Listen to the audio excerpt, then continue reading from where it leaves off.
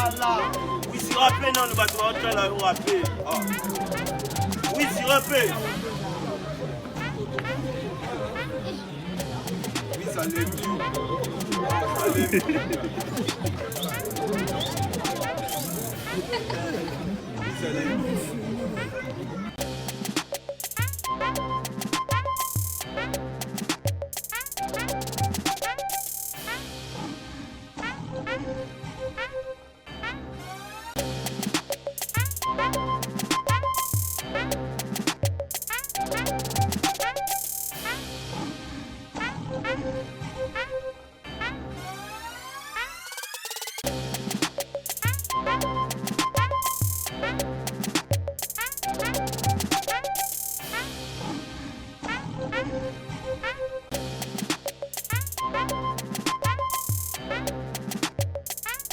Nani asala ke bombe eyebana? Ah, au terre nango. Diego Kawa bombe. Muta de kufa bombe. Chiningo bila.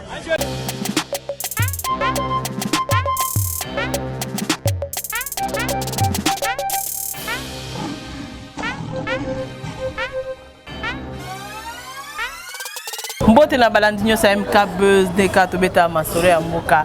Merci beaucoup à Dondi derrière la caméra. Merci beaucoup à MK Buzz Medaka Kolongo. Merci na bino nyonso. Lelo eza live to sena balabala to sepe to partager sujet zo ça la rage na kati ya Mboko na kin. Mes amis ming na kin parce que réseau wana les na kin awa. Ya phénomène bombé. Bino nyonso boyebi bombé za drogue oyo bazo on a serba mituka. Ba 5 on a C4. Ba 5 on a Nutriline, ba sangisi ba ti ba poussière wana et puis bazo mela donc c'est une drogue ozo bebi sa jeunesse. Ozo bebi sa vraiment vie à bateau. Alors to décider ki ngana Dieu donner kaninda to débattre sujet wana moni ndenge nini et puis na ndenge bazo tuna nungu ndenge nini papa na biso kyungu akiko kufa baba kyungu akiko kufa kuna na Angola aussi longtemps que non ba hôpital ezali awa ils en a poto s'il était malade il fallait qu'il évacue même na Suisse même na Canada même na Kinawa mais pourquoi kaka na Angola et merci beaucoup à vous en tout cas merci beaucoup au prophète de l'Éternel avec le prophète Mukendi depuis Londres merci beaucoup à François Foutila Thierry Bombolo merci pour notre soutien pour notre cadeau ça fait du bien Dieu donné kaninda ndenge Mbote mama Kari Mbote moi Mboka Mbote ah la moni ça va tu as bonne mine bibi tout va bien Nicolas Zara système à Donking d'Afrique l'honorable Jean-Marie Loukoulas, le député doublement élu national provincial avec le G24, la fondation Jean-Marie Loukoulas, Ndeto Zokumbela Masolo. Donc Mikolo naza mingi na Donking, mingi Jean-Marie Loukoulas. Ah na PCP moté Donking Jean-Marie Loukoulas. Mais Dieu donné kaninda aux jeunes, aux amona kin, webi kin bien ningezala. Talelo mususu ba meme biso bombé et pas banu. Suba kenda kozango wapi. D'abord, toi qui côté le Melayango, ils sont déjà au niveau à G24. Lingombe Kambami na mwana mboka Jean-Marie Loukoulas, to encadre Kabilenge jeunesse désœuvrée. Bana o bobenga ka na délinquance juvénile, na banditisme urbain, o bobenga ka kuluna. Li bilengo to sakana bango. Maintenant, aujourd'hui ce qui fait rage na Kinshasa, na Congo, phénomène bombé. Tu tout mis na kin. Et où tu wapi? Qui na kati ya capitale Bombé ezo bebisa mémoire bilenge bilenge baye bagaite mboka oyo eza ya biso omoni mboka oyo ezaka toujours dirigé par ba jeune Pape Tchouin Tshisekedi tout jeune qu'il était il a assumé de hautes fonctions de la République Lumumba autre betaka histoire d'ailleurs tout jeune qu'il était il a assumé de hautes fonctions de la République. Joseph Kabila, chef de l'État, à 29 ans, il n'a pas gâché sa jeunesse. Et aujourd'hui, il a apporté ce qu'il pouvait apporter dans notre pays, dans notre notion. Yangwana Lelo, phénomène bombé. D'abord, Nazo Sengana Bilenge, va dénoncer, et puis Baboya, Bissonos ensemble, Tolo Bate, Toboyi drogue, oh Bazobenga phénomène bombé. Bombé, on est à l'inini, et à l'imatière, mon réseau, on a battu de chômage à Bituka.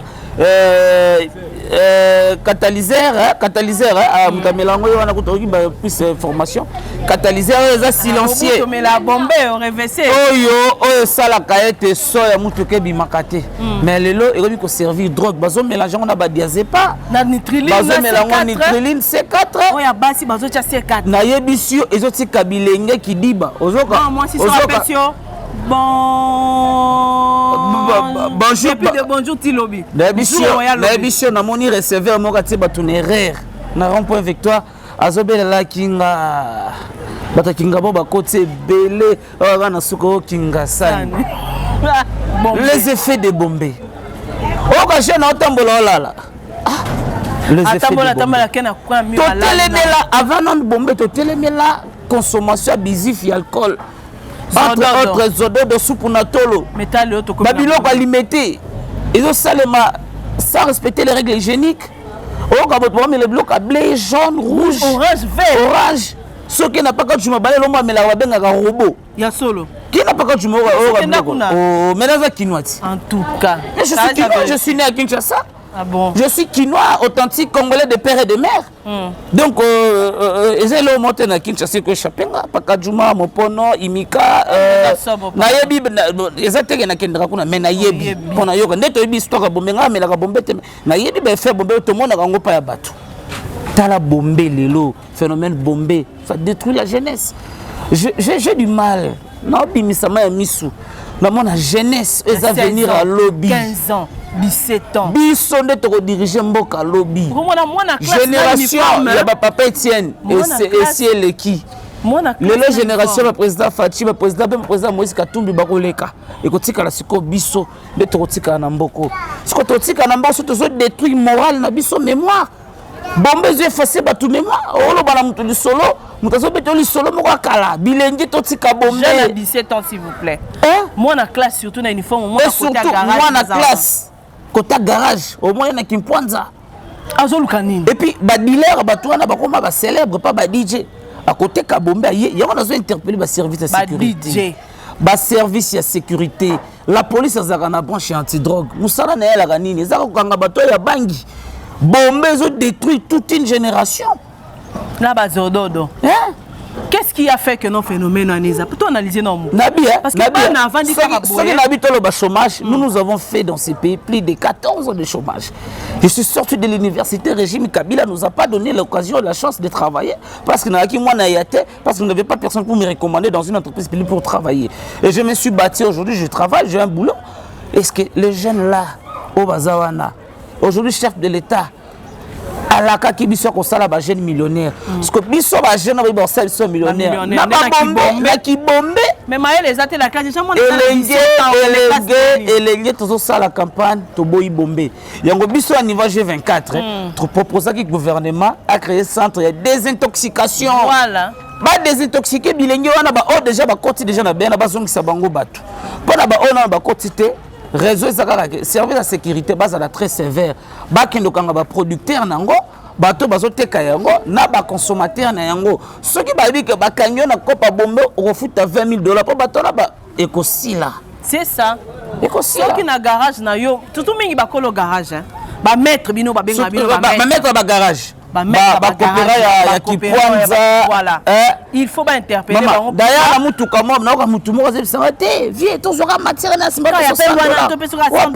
Papa. Bonjour, on peut se la mutuka. Mais c'est là, to se la ngolo mutuka. To se la ngolo mo be mutuka ko fata. Ba benda ko kana mbeli. Ba benda ko kana mbeli et ki ba sangisi na ba diazepa, ba bleu, ba rouge. En tout cas, il faut pas ça là. Et conséquence nango, c'est la jeunesse qui est foutue.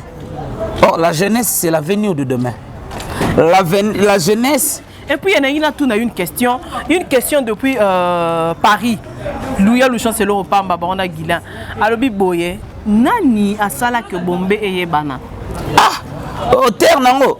Diego Kawa Bombe. Mouta de Koufa Bombe. Ah, question moutou na ba photo mituna. Toujours quand on y ba ndengeni. La miti ezali ndeti. Et puis Bombe indeni. Et puis inspiration de nini. Et puis ba jeune. On a sia mutuka. Ba ke loko ba melaka. Et puis ba jeune ba melaka bangi. Le fait on luka ba kamuna. Yo ça me dit bien ba mo grosso na ba noa bien te fa luka mo grosso na ba noa bien. Le fait on luka ba kamuna et comme mama on a Bombe bloka ba zolo ba kepa zododo. Ozoka Bombe zolo. Est-ce que tu as inspiration? Bombe zana kati ya mutuka. Eloko wana. Siko ba découvrir en ndengeni. C'est que zaka ba maître. Oh. Mais chaque chose a un début. Et ça, voilà, c'est que ça, mécanicien. Parce que les jeunes comme ça, ayebi na makambu mécanique, ayebi na le côté, comment ko yeba kene zana bombe zana kati ya mutukana, et ça là moi. Nebisio, so kuta na bato bombe. Bina mutu de papa mutu la le hotel ma. Mutu okende. Oka akeye azongi. Azongi akeye mutu makasi jeunesse. Yves Bokoulou, excellence. Papa Yves. Chef de l'État, le conseil des ministres pour les Kawa, le ministre Bokoulou a été instruit pour ça. A été instruit. Il y a moi là, nous avons insisté qu'à la création d'un centre de désintoxication. Ah, n'est-ce que ça bombe? Ça la création. Na Bukavu, ça na elo comme ça benga, ça na soyez le nom échappe. Et ça ka bachaka ba bombe. Na Bukavu c'est ça la rage fort. C'est dans l'ensemble du territoire. Ça va na Kinshasa. Mboke Zobeba. Mboke Zobeba. Moi moi si na bilenge. Et ça va solo la lingua la wana fi wana après avoir commis la bombe. Bolimbisa ngai ba kotane na ghetto kuna 25 garçons. Aïe. Ça, 25 ça garçons. Ce sont pas des ce ne sont pas des pratiques encouragées. Moi si. Ce ne sont pas des pratiques encouragées. Franchement, na qui passe na lingua na ezali solo zobeta na lingua là. Mais ça fait mal. Je vois et surtout bande rolanga baso bazomela ba bombe. Moi ça zomela poutine sur l'état zate. D'arrêter ces gens. Et pour na banani. Une jeune fille adolescente, il y a 15 ans, 16 ans. Batika bombe bilenge botika via bombe. Et puis eza masoleza bana kan kokolo. Bana kan lufungula. Kinshasa mobimba. Batu babandi baka militaire teke. Baka militaire te eza déplace ezali moi ekirina parce que kuna babi mutokanga bango azate. Kuna l'état zate. Kuna l'état zate. Ça tozolo bango parce que eza makambo. Si il y a des gens disciplinés okuta bango na ba camp militaire. Là où il y a des gens. Là je sais, parce que la discipline est la mère de l'armée. Ngai naza mwana soda. Mais ceux qui okoti pe na bakan kokola na bakan fungula na bakan mususu na cassette la radio. Là nazo parce que bakan o ngai moko na mona na koti na tali na bi o eza kan ya basoda ou benza poubelle je ne sais pas. Aïe aïe aïe aïe. Donc mona kana ezo sel makuna sur kana. Il faut dénoncer ya mbila tina makambo wana. Toko dénoncer. Allez ebimiti na cité. Toko dénoncer yango. Et puis population, boy place bateka ka bombe, boy mutateka ka bombe, dénoncer pas autorité.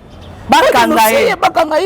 Au moins ni bana mike ba jeune garçon ba adolescent ba zomela ba bombe bolo belo te. Ça fait très mal. Donc ndeka surtout nga kuso na moni nga mutali boso na ok pona omona isuté. Et puis bata ba bombe ba senga mbongo belete. Mbongo belete. Ba veteur à 200. 1000 francs. 1000 fait belé bon. 200. Bon, 200. Ve nana 300 ba excellent 200 mona mutalo ba ok. Ah kwea. Mais monsieur, qu'est-ce qu'il y a? Bah jeune. Moi quoi c'est ngambonga soma ni makala. Tozena dondi. Asengo makala. Ayeka ne lonanga. Ana sachet na bilo. Ayena zolo nanga na papa corona 500 so makala. 500 so makala lamba. Lamba. Taba bilo na sachet ni bombe. Il faut kokende ti na source. Bato bazo sala campagne nango. Bateki bombe. Bazala arrêté. En tout cas, bah, soda na biso bata sécurité. Anti-drogue, service anti-drogue. Il est temps que vous sachiez ça. Hier consommateur on a place à Romela. Et bah déjà bah continue na il faut création centre na kolemba yango te centre de désintoxication. Biso na niveau G24 to mema bilenge na ina CNPP. Pas ba neuropsychiatre batala bango ba désintoxiquer. Maintenant le gouvernement doit créer un centre de désintoxication dans l'ensemble du territoire. Bilingiona oya ba bombe ba récupérer bango, ba rendre bango utile. Ba usine ya ba zododo ya ba usine na zododo ya ba talibo ba ki metumba mboka na bango bazo yaka na mboka o ba sela biso ba limiter tonde belé. To lobe mo combien de fois? O ba boma mama, o ba vraiment boye bilo. Tata ba bilo yela ba to boma mama. Na ngi mususu kuna na package mo buka mbetu. Ça bugi mbeto kolala nini? Kolala wapi? Doyo maman na yo bazo boma yo boma maman. O boma maman ndenge ni taba bilo. Otika nana. Ce sont des insanités, ce sont des antivaleurs, des autres valeurs. Et va commis paix. Le chef de l'État a prôné ba valeur. A prôné ba valeur. Nous les jeunes leaders to kolembate ya ko dénoncer kama yezo salema ya mabe et surtout bomelia bombe. Vraiment. Bilenge ba jeune. Ministre le président de la République compte sur nous, la jeunesse. Ça c'est un message que je suis en train d'adresser à la jeunesse congolaise en général. Le chef de l'État compte beaucoup sur nous. Tout décevoir été. Tout sika, ko tomber na babiloko ya babombe, ça va nous détruire. Si vous voulez détruire un État, une nation, il faut détruire la jeunesse. Parce que c'est la jeunesse qui est l'avenir de demain. Éducation. Et son éducation. Déjà, quand on sait babombe, lobby. Les assommes. Les assommes. Dans l'administration. mais yango za gendre ni maman ndola ti kabelo na oboye okota yona perique na mutu na kingo ke téléphone net na to mona na limité ba botoli mona mwasi moko kabelo bayebaki te kezaki perique nzoka kangaki yango nde bakangi mama wana koyi mutuka ye nyatie mwana mwasi na koya sur place tala niveau akufi nyoso pona loko sa j'étais au point de rentrer à la maison, je me suis arrêté. J'ai pleuré pas comme possible. Je dis Seigneur, les auteurs de ces actes, Bazala punit vraiment sévèrement. Ça fait très mal. Phénomène bombé de l'Ibiso Kuluna. Amélie Bomba veut un nu quoi, tout côté là bayuma. Bayuma. Biso bayuma bango bayenki. Parce que moi la yuma ngaya yuma, et parce que yuma ngondo ejeni. C'est foulera bakei. Mais toi aussi bango te. Chef de l'État, nous sommes derrière vos actions et tous les charges à la campagne contre consommation ya bombe na production na yango na bateki yango na ba DJ bakumisaka bateki bombe au catalyseur les grands dealers nous tous bebisa batu les grands dealers qui détruit la jeunesse biso de trotika na Congo lobby ezala Félix T ezala Bemba T ezala Jama Kabunte c'est la jeunesse vraiment parce que jeunesse yango le besoin détruire na ba bombe lobby tozana ba pakani ni mboka. On va appeler ça conseil. On va appeler ça conseil. Mais moi, deux effacés. Tala le lot, comme la difficulté à Kinshasa, tu as na bako côté, na kalela na chaque parcelle. Toujours bako to benga bango bandochi. Bako ko yeso bakufa kufa na souci. Bako ba to bomba bako na ba souci. Wana ndoki. To benga bako na banda koko ndoki. Suka pembe ko mi bondoki. Akena mboka kufina. Akena mboka kufi, tozangi bako, tozangi boanya, tozangi sagesse.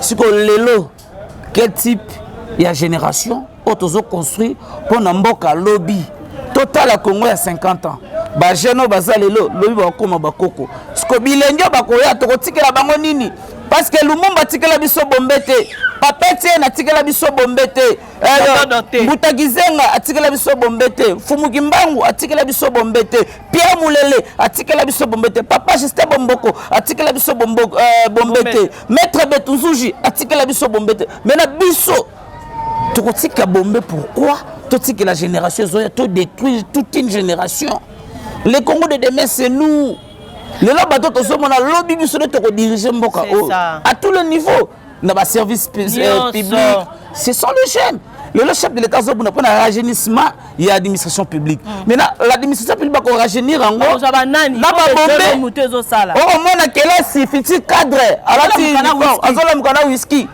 étudiant asomba syllabus étudiant asomba syllabus atanga raté étudiant yembonga syllabus ezalaka whisky étudiant à chaque jour na fac mais auditeur akotaka 2 minutes 3 minutes abimi akende na banganda kende na ifasi kono mona nde ba tourant na banganda na abimi na ifasi kende na ISP na centre Betani surtout na ifasi ba boma baba nyonso za ko ifasi ba boma baba na ifasi ba boma baba nyonso ba journaliste ni tozala bango lobby ya kwiti bino ba pantisango tozana ba pantisango ni na lobby banani ba remplacer ba fait Kaboul mona Kaboul franchement ba Willy Kalengai ba Élisée Odia ba Karine Matakou banani ba remplacer bino lobby qu'est-ce que vous voulez donner à la génération future l'ivronnerie franchement un journaliste mutaso tanga kelasi ya bopandi sango mais lui na mutu kwiti na moto kende ero na efasi ko ba vanu na ba homme eli kermeso tonini ba oya basi ba talent d'âme ministre ya esu Moindo Zangi faut luka solution na nganda efasi ko ane fungwami faut luka solution ba pekisi ba tukomela te mais komi ko abuser. C'est pas normal. C'est important. To chuter na likambo ya bombe parce que tout le monde le temps vraiment ils ont mingité likambo ya bombe oyo ministre na biso ya jeunesse. Ministre ya jeunesse, ministre intérieur, ministre justice, ministre de recherche scientifique, ministre de santé, vous êtes concernés. Parce qu'il s'agit de la santé de la population. Ministre de la recherche scientifique, il s'agit de la recherche scientifique, il y a origine ya bombe wana. il y a un effet secondaire. Ministre de la jeunesse, parce que ça touche à la jeunesse. Ce sont les secteurs que vous dirigez, pardon, n'est pas touché. Donc, il faut trouver une solution dans le plus vite que possible. Nos députés, il faut créer une loi interdisant la consommation de l'alcool, la consommation de drogue à tous les niveaux. Consommer avec modération, c'est pas mauvais. Si on me dit, moi, pour ne pas reboire la publicité, moi, Koinayo, Bofo, Castel, moi, comme il balance, les alisoumo. Les alisoumo. Faut qu'on bombe. Faut qu'on zododo. Zododo. Bangi. Ah, tendez bon comme. On a 16 ans. Nous avons 7 ans. Nous avons 80 ans. Bolimbis. Et le Nyomi a 80 ans, nous avons 7 ans. T'as la côte, ça pension est combien? Ils ont compté. Ils ont passé en tout cas. Les Kamba Bombé, et ça les passe, nous disons tous non au Bombé. Bisognoso, Toboy Bombé. Bombé, Toboy Zododo.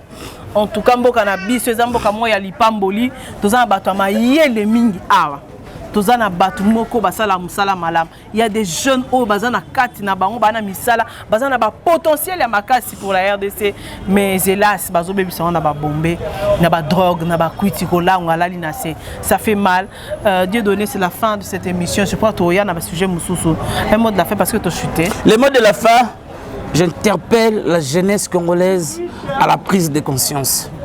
Car les Congos de demain, c'est nous. Le Congo a lobby et Zabisso. Évitons de gâcher notre jeunesse parce que demain nous serons appelés à des responsabilités, à des grandes responsabilités. Les Congos de demain, c'est nous les jeunes. Évitons de détruire notre jeunesse. Car aujourd'hui nous sommes jeunes, demain nous serons des vieux. Et quel conseil nous allons donner à la génération Kolanda Bisso Nassima? Tout ce que la bango Congo ya malamu, ne batikel biso Congo ya malamu. Baba tata ya biso. Congo notre richesse, le Congo notre patrie. Donc merci beaucoup na ba Congolais nyonso. Paix à son âme na Baba Kyunga kumwanza. Lelo Baba Kyunga tiki biso na ba bombe. Et puis na Angola. Non, la mort elle est naturelle. La famille avait voulu opter pour un soins médicaux na Mopanzi Angola. Il n'y a pas vraiment trop de commentaires là-dessus. Baba Kyungo, patriarche Mboko, il est parmi les 13 parlementaires. Patriarche, un combattant de première heure. Donc il y a vraiment vraiment ça nous fait très mal. C'était le vieux Baba Bakyungu. Il fallait que Baba soit connaissance, pour apprendre comment s'engager dans la lutte. Mais les lois ça nous fait très mal. Et elle est sengoté vraiment Baba Bakyungu. Moli moné pe malakimia. Na famille politique na enyoso ya inafek famille biologique. Na ba toto wa katanga. Boza na kimia. Tuko pamoja ndo balobaga. Ba toto katanga tuko pamoja. Nzamba kubariki. Nzamba Mungu akubarikire. Atulinde, accent. Je suis congolais de père et de mère. J'ai le sang du Katanga. Ma mère est née à Likasi. Elle est grandie à Lubumbashi. Elle a étudié à l'université de Lubumbashi Kasapa. J'ai une grande famille à Lubumbashi. Donc Lubumbashi, c'est ma terre. Non, je suis Kinois. Je suis Kinois né et grandi à Kinshasa. Non, Swahili n'a l'obarananga on a compris. Je comprends. Donc merci beaucoup, c'est la fin. Tout le monde a une bombe à la cima. Merci beaucoup, Nabino Nyonso. Merci beaucoup. Et surtout, Diassa, Alberto Moubiaï depuis Londres, Nabo Salité, Yesoki, na Betty, la Tangi Kombonete, na Robela, Don King du monde. Ah, mon vieux Anatole Kiko. Le DG toujours là. Ah, Zali. Oh, tout le monde, ça m'a fait dans India au mari. Le DG India au mari, India Force. Voilà. Donc, tout le monde est DG. Merci beaucoup, mesdames. Merci beaucoup. Ah, président Medaka Kolongo. C'est commune à Kinshasa. Ah, vraiment. Il ne faut pas ça au place soir. Moni, ba Medaka Kolongo. Bazo mérité pendant que tu es dans le sala. Parce que l'analyse n'est déjà congolaise, ça s'appelle là-bas. Il se bat pour le pays. On va dire que les jeunes Congolais ont besoin. Medaka Kolongo, ba Dieu donner candidat. Les autres contribué pendant Mboka. Ils étaient la bombe. Les médailles mais la masangate à sans alcool. C'est mon frère que j'aime beaucoup, j'apprécie beaucoup sa façon de s'engager dans la lutte. Na pesi ba mbote belé ba bandeko nanga nyonso otobundela ba mboka. Na pesi bino ba mbote partout bozali. Tolinga na Congo nde tolobaka chaque jour. C'est ça. Le Congo est notre richesse, tolinga mboka na biso toza wapi, tolinga mboka. Bino ata boza na poto wapi, non contre Bombé.